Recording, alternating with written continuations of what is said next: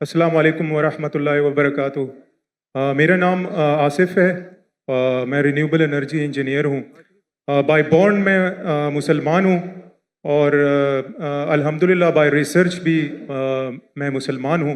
کچھ ویکنیسز آئی تھی کچھ سالوں پہلے، مجھے اتفاق ہوا پڑھنے کا یو کے اندر، اور وہاں پہ میں اپنا مائنڈ جو ہے وہ کلیئر کر کے گیا تھا، کیونکہ اگر میں یو کے میں پیدا ہوتا تو ہو سکتا ہے میں کرسچن ہوتا۔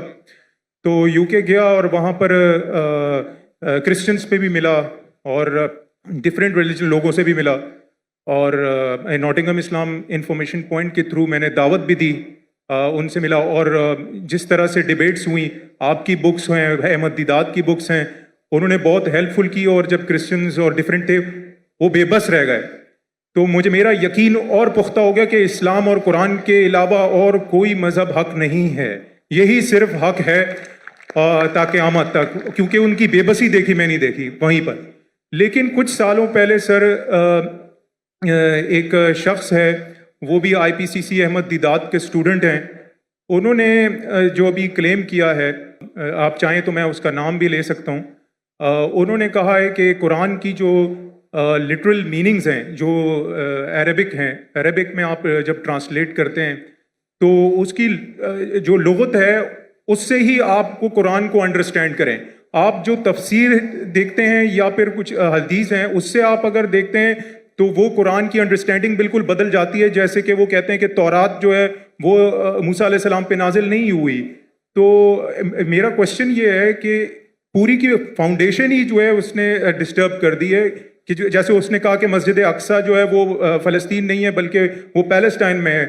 تو یہ جو انڈرسٹینڈنگ ہے کہ آپ کہ قرآن جو ہے وہ صرف قرآن سے ہی سمجھا جا سکتا ہے، کیونکہ وہ اللہ نے اس کی جو ہے ذمہ داری لی ہے، باقی تو مین میڈ لوگوں نے کتابیں لکھی ہیں ساری جو اس کا کلیم ہے۔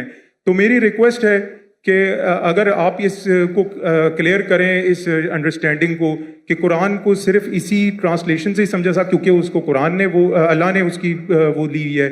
تو اور ریکویسٹ ہے کہ سمجھ گیا بھائی، کب سے کھڑے ہوئے سمجھ گیا آپ سر میں سمجھدار ہوں میں، اور کس کے بارے میں بات کرتے ہو بھی جانتا ہوں میں۔ جزاک اللہ۔ بھائی صاحب کا سوال ہے کہ ایک شخص ہے پاکستان میں جو دیدہ صاحب کا شاگرد کہلاتا ہے، اور وہ کہتا ہے کہ قرآن مجید کو لغوی معنی ٹرانسلیشن کیا ہے اس سے سمجھا جا، حدیث سے نہیں۔ قرآن میں کئی آیتیں اطیعوا اللہ اطیعوا رسول، اوبے کرو اللہ کو، اللہ کے رسول کو۔ کیسے اوبے کریں گے؟ اللہ کے رسول ابھی زندہ ہے، ان کی ٹیچنگ زندہ ہے، جی انتقال ہو چکا ہے، انشاءاللہ جنت فردوس میں ملیں گے انشاءاللہ۔ تو کس سے پوچھیں گے آج کی تاریخ میں؟ یہ اللہ کا تو کلام ہے نا، جی اطیعوا اللہ اطیعوا الرسول، obey Allah obey the messenger, کس سے پوچھیں گے؟ کدھر ہے حدیث پوچھو ان سے، سمپل ہے۔ کوئی بھی اگر قرآن کا بیسٹ کامنٹری قرآن خود ہے اور اللہ کے رسول کی حدیث، دو چیز، قرآن خود اور اللہ کے رسول کی، یہ بیسک ہے۔ Best is Quran itself, کئی جگہ قرآن میں دو جگہ ذکر ہے، دو commentary, it is called itself. Number 2 اللہ کے رسول کی حدیث، اس کے بعد اینسلری، اور ہو سکتا ہے سائنس، ہو سکتا ہے ٹیکنالوجی، بعد میں آئیں گا۔ دو بنیادیں اپنے شریعہ کی، قرآن اور حدیث۔ اور پھر قرآن میں یہ بھی لکھا ہے فَاسْأَلُوا أَهْلَ الذِّكْرِ إِن كُنتُمْ لَا تَعْلَمُونَ۔ سورہ نحل سورہ نمبر 16 آیت نمبر 43، سورہ انبیاء سورہ نمبر 21 آیت نمبر 7، دو جگہ لکھا ہے۔ اس سے پوچھو جو ایکسپرٹ ہے۔ یعنی قرآن میں سارے پرابلم کا، ایک جن نے پوچھا کھانا کیسا پکانا لکھا ہے، میں بولا ہاں لکھا ہے، کیا لکھا ہے؟ کوک سے پوچھو نا، کوک ایکسپرٹ ہے نا۔ فَاسْأَلُوا أَهْلَ الذِّكْرِ إِن كُنتُمْ لَا تَعْلَمُونَ، وہ باورچی سے پوچھو، بتائیں کہ کھانا بن گیا ہے۔ تو قرآن ٹیلی گرافک بک ہے، تو باورچی سے بھی پوچھ سکتے ہیں آپ اگر آپ کھانا پکانا جانتے، برابر نا؟ جی۔ تو قرآن کے اندر گائیڈ لائنز دیے گئے۔ Best is Quran itself, number 2 صحیح حدیث، اینڈ اینسلری بھی ہو سکتا ہے۔ مثال کے طور پہ آپ ایکسپرٹ سے پوچھ رہے، آپ سائنس کا پوچھ رہے، اگر آپ لغا سے کچھ ملتا ہے آپ کو، تو ایک ہوتا ہے کہ قرآن کی تفسیر تھرو قرآن، نمبر 1، ایک قرآن کی تفسیر تھرو حدیث، नंबर 2, कुरान की तफसीर लुगा भी है. अगर आपको कुछ लुगवी मानी मिलती है और अगर वो दूसरे कोई कुरान के आयत से नहीं टकराती है और सही हदीस से नहीं टकराती तो आप उसका इस्तेमाल कर सकते हैं. समझे ना? जी जी. क्योंकि कई बार एक अरबी लफ्ज के 3 मानी 4 मानी होते हैं. तो पहले आपको तहकीक करने पड़ेगा इसके बारे में कुरान में और कहाँ लिखा गया है. मिल गया, हदीस से मिल गया. फिर लुगा देखो, अच्छा ये कुरान में 4 मानी है, ये 2 कुरान से मिलते हदीस से मिलते, बाकी 2 नहीं मिलते, बाकी 2 को निकाल दो. आप समझे जी. लेकिन अगर नहीं टकराती है तो आप इस्तेमाल कर सकते हैं. अगर जी नहीं. कुरान और सही हदीस से नहीं टकराती है, जी. अगर ऑर्डर रहता है, there is order. Number 1 is Quran, फिर हदीस है, फिर बाद में आपका लॉजिक है. लॉजिक ऊपर नहीं आता है, लॉजिक नीचे, उर्फ है, कस्टम्स है. तो फिक के अंदर उसूल है. ये उसूल के डिफरेंस होने की वजह से थोड़ा इख्तिलाफ है, उसके ऊपर भी मैं डिटेल में जाऊंगा नहीं. जी. लेकिन लुगा का इंपॉर्टेंस है, टॉप पे नहीं है, टॉप पे नहीं है, नीचे. आप समझे ना? जी जी. अगर हदीस से साबित हो गया क्या ये कुरान के मानी ये है तो हदीस है फाइनल, बट सही हदीस होना चाहिए. मिसाल के तौर पे सबसे पहली आयत जो नाजिल हुई, पहले 2 आयत, इकरा बिस्मि रब्बिकल्लज़ी खलक खलकल इंसान मिन अलक, और इकरा की सूरा नंबर 96 वर्स 1 और 2. पढ़ो अल्लाह के नाम से जिसने पैदा किया एक खून के लोथड़े से, लीच. अभी साइंस आज कहती है खून के लोथड़े से तो इंसान बना ही नहीं.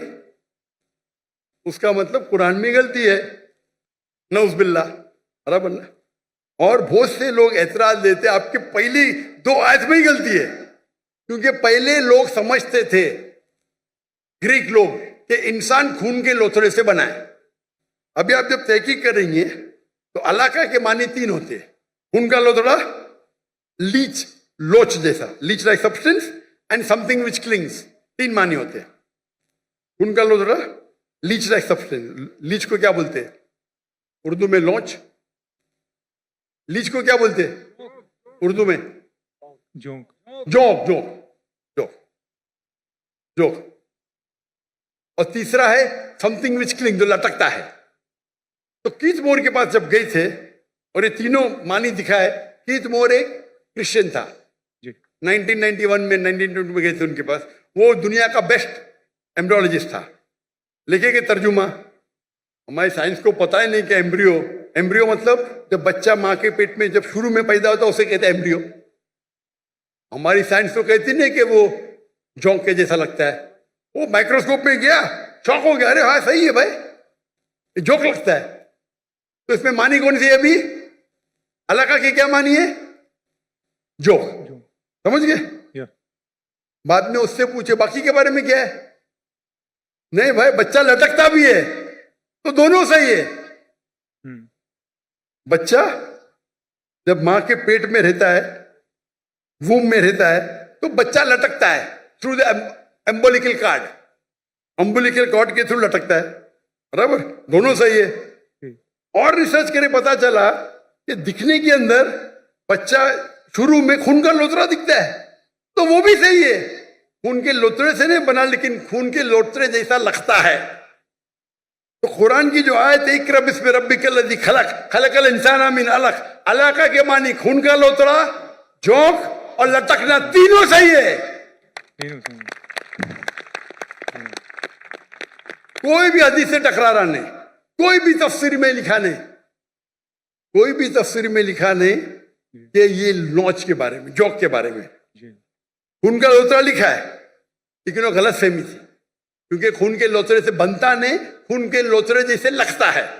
आप समझ रहे ना? तो इस वक्त आप लुगा का इस्तेमाल करें, अच्छी बात है, लेकिन वो लुगा अगर कुरान की दूसरी आयत से टकराता है या हदीस से टकराता है तो उसको छोड़ देने का. आप समझ रहे ना? जी जी. तो लुगा की अपनी उसका दर्जा है, लेकिन नीचे. तो अगर आप उसूल को जाने, उसूल को जाने ने और अपने फतवे देने लगे तो हालत ही होगा. और उम्मत को अगर बेसिक नॉलेज है दीन की, कोई भी आलिम आपको کوئی بھی گھمائیں گا نہیں عالم. اگر آپ کو پتا ہے دین کے بارے میں, واللہ کوئی بھی عالم گھما نہیں سکتا آپ کو. وہ پرابلم ہے ہم دین کے بارے میں جانتے ہی نہیں نا. میں آپ سے سوال پوچھتا ہوں, اگر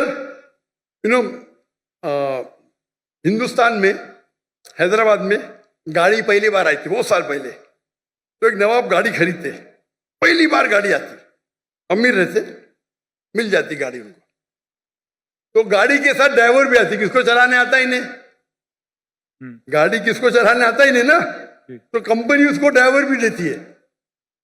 تو نواب صاحب بولتے میری بیوی کو شاپنگ جانے کے, گاڑی کو باہر نکالو. تو ڈرائیور بولتا نواب صاحب گاڑی خراب ہو گئی, اب بھی صحیح کرو. تو بولے صحیح کرنے کے لیے 10 کلو گھی چاہیے, 20 کلو رائس چاہیے, باسمتی رائس, اور 30 کلو شکر. تو نواب صاحب اس کو 20 کلو گھی دیتے, 30 کلو باسمتی رائس اور 30 کلو شکر دیتے, اور گاڑی چلنے لگتی.